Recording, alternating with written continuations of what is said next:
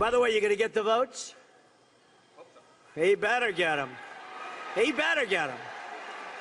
Oh, he better. Otherwise, I'll say, Tom, you're fired. I'll get somebody.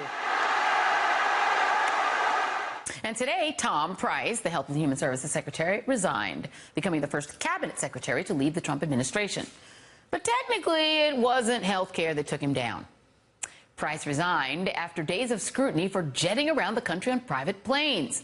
According to some estimates, his private jet trips gobbled up more than $1 million of taxpayer money. In his resignation letter, Price said, "I regret that the recent events have created a distraction." The president today accepted Price's resignation, making Don J. Wright, the current deputy assistant HHS secretary, the acting secretary. And tonight, Trump's budget director, Mick Mulvaney, sent a letter to the rest of Trump's cabinet officials, reminding them of something you'd think they'd already know, that they are public servants. Quote, "Every penny we spend comes from the taxpayer. We thus owe it to the taxpayer to work as hard managing that money wisely as the taxpayer must do to earn it in the first place. Put another way, just because something is legal doesn't make it right." That's a lesson several other Trump cabinet secretaries might want to take to heart. Hint, hint, Steve Mnuchin, Scott Pruitt, Ryan Zinke, and Donald Shulkin, all under fire for their swanky taxpayer-funded travel as well. And a new report tonight finds that it's not just the gilded Trump cabinet doing the spending. According to CBS News, the Trump kids' annual Aspen ski vacation in March, that fancy vacay cost taxpayers some $300,000. Joining us now, Jonathan Capehart, an opinion writer for The Washington Post and an MSNBC contributor, and Betsy Woodruff, politics reporter for The Daily Beast. So, Jonathan, this is an administration that's come in saying they were going to go after waste, fraud, and abuse. We can't afford food stamps. We can't afford health care. But they certainly do live high on the hog. Did Tom Price pay the price for living too well on the public dime? Or in your view, was it living too high on the public dime plus health care didn't pass? It's that, but also the other thing you left out, getting bad headlines that reflected poorly on the president. Because we have a president who cares only about what his headlines are. And so a couple of days ago, Joy, I tweeted out, let's be clear here. President Trump is not upset by what Secretary Price did. He's upset by the negative press caused by what Secretary Price did. And so with all the people that you mentioned who also have their sort of flight gate problems, flying around on private planes at the expense of taxpayers, only Secretary Price is the one who has had to walk the plank. And it didn't help that health care, Trump care, went down in a ball of flames again. But I don't think we're going to see any of those other people you mentioned walking the plank in the way that former Secretary Price did. Well, we'll see what happens if tax reform doesn't go through. Then Steve Mnuchin, his travel might look like a lot more interesting to Donald Trump. Betsy, Price did try to reverse those headlines that Jonathan talked about. He tried to sort of clean them up. He offered to pay back $51,887, but not the full cost of the planes, just the cost of his seat. Is there any evidence that that effort to try to clean it up might have actually made things worse in the eyes of Donald Trump or made him look weak? I haven't seen any evidence suggesting that that's part of the reason. And my sense here very much is that the planes were basically just an excuse for the president to fire Secretary Price. My understanding is that there was little love lost between Price and President Trump. These are two very different men. Price is Southern. He's very conservative. He's very much in the Paul Ryan mold when it comes to how public figures present themselves, how they perform their work. Meanwhile, Donald Trump, of course, dispositionally is extremely at odds at that. My sense is that their relationship was never a particularly warm one. And then when you couple that with the fact that Price became the face of this huge failure to repeal the Affordable Care Act, it actually, this plane crisis was sort of my sense, the sense that I get just from having conversations with folks this evening, is that the plane crisis was a convenient reason for the president to shuttle off Price. But remember, the president has an extraordinarily high comfort level with controversies. This is a guy who is willing to give the benefit of the doubt to white supremacists in Charlottesville. The idea that all of a sudden he's worried about the bad PR from people flying on fancy planes doesn't really pass the lab test. Yeah, and he hired a lot of billionaires for somebody who's concerned about optics, Jonathan. And not only Price is not the only one, to Betsy's point. You had Kellyanne Conway, who was also on that Price private plane trip from Dulles to Philly and back on September 15th.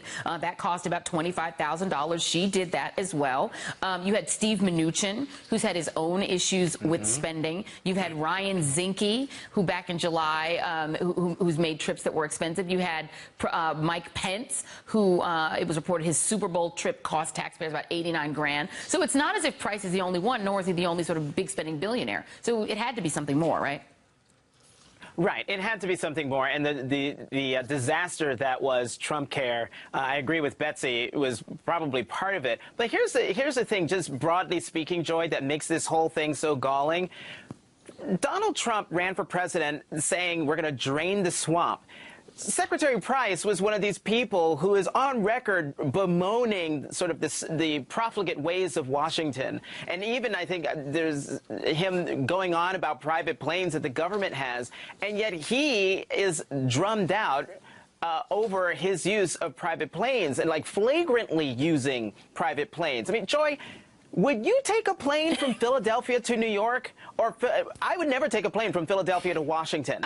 And so to my mind, that shows just this unbelievable disconnect between, you know, the words that they say when they're in Congress, and then suddenly they are wrapped in the trappings of power, and suddenly they see these planes and all these things, and they take advantage of them. They have lost their way when their message that got them into office is completely ignored, and they forget that this money that they're spending isn't theirs, it's the taxpayers. And I think this is ultimately going to be yet another problem for the president, because people are going to start maybe one day paying attention to the fact that the words from the campaign and the words from the administration don't match the actions of either. Yeah, and, you know, Betsy, you know, I was talking earlier on Chris Hayes' show about the idea that, you know, Trump is almost Teflon to his base. There's nothing he can do that would upset them. They see his gold palace as sort of aspirational. They're fine with it. But at a certain point, when you have so many cabinet members, and when it's Pruitt at EPA, it's Zinke at Interior, it's Shulkin at VA, it's the Treasury Secretary, it's the Vice President, that are all living high on the hog on the taxpayer dime. At a certain point, does the Trump voter begin to say, wait a minute, they're laughing at me. They're using this money, they're using these jobs as a way to pad their lifestyles, and they're literally just sort of laughing in the face of those of us who wanted to drain the swamp? My sense is that Trump voters will only say that if Trump himself says that. And part of American culture is almost this glorification, idolization of extraordinary levels of wealth. That explains so much of the entertainment we consume, the reality TV shows that we choose to watch. The word you use here is really helpful, aspiration, right? So the fact that Mnuchin's wife was posting Instagram pictures of herself and tagging the designers that she was wearing isn't something I think that necessarily would trouble the Trump base. And I think if it were going to, we'd see Trump behave differently. But the reality is that Melania Trump, the First Lady, Ivanka, Trump's inner circle, these folks, none of these people are trying to hide or disguise the fact that they're extraordinarily wealthy. And as long as the president's comfortable with it, I think his voters are going to be comfortable with it.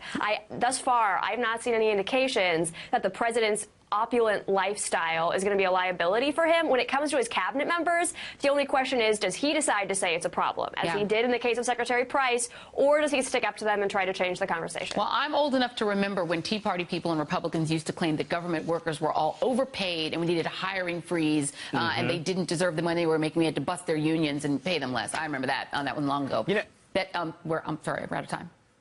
But quickly, okay. Jonathan, go on, say it. No, really quickly, no one begrudges someone being wealthy and serving in the government. That's not the issue here. And I just want to give one shout out to Secretary Betsy DeVos, who is wildly wealthy, flies on a private plane, but it's her private plane. Yeah. There we go. And a shout out. Betsy Woodruff, thank you for joining us. Hey there, I'm Chris Hayes from MSNBC. Thanks for watching MSNBC on YouTube. If you want to keep up to date with the videos we're putting out, you can click subscribe just below me, or click over on this list to see lots of other great videos.